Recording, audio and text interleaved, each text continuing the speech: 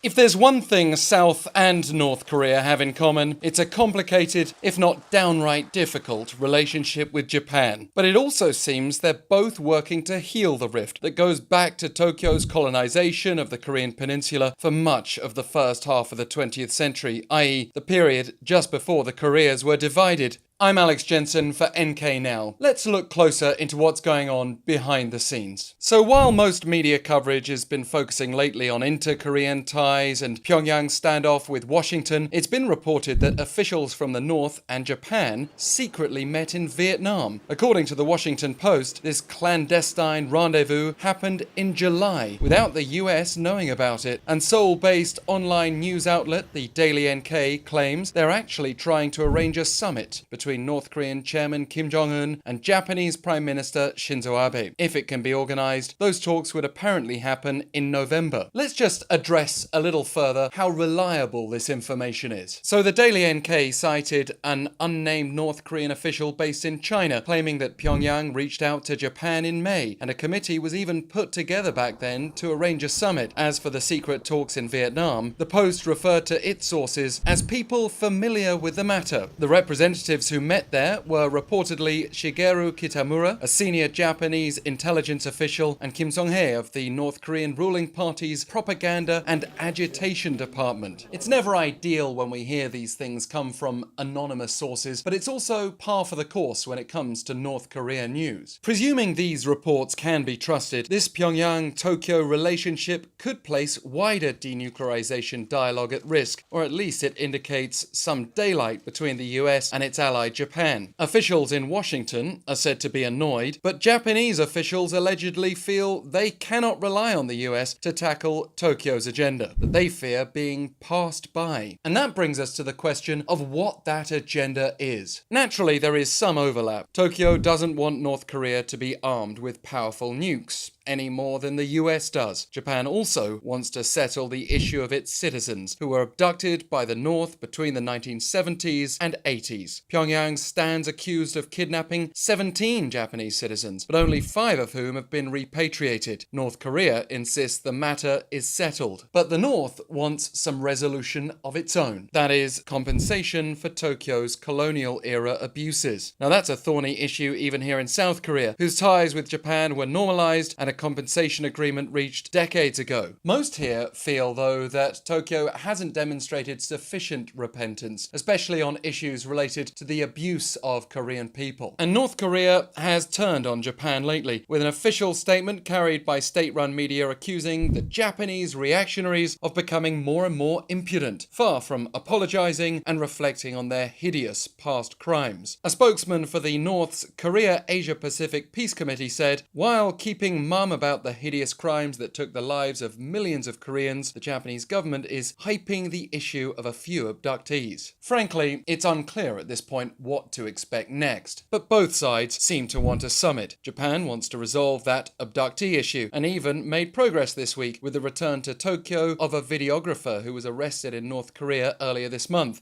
North Korea wants compensation to the tune of billions of dollars and an escape from its economic isolation due to sanctions. But what's dangerous is if outside countries continue to deal with Pyongyang individually, because that's when the North can play one off against the other. And maybe that's exactly what we're seeing with this Japan situation.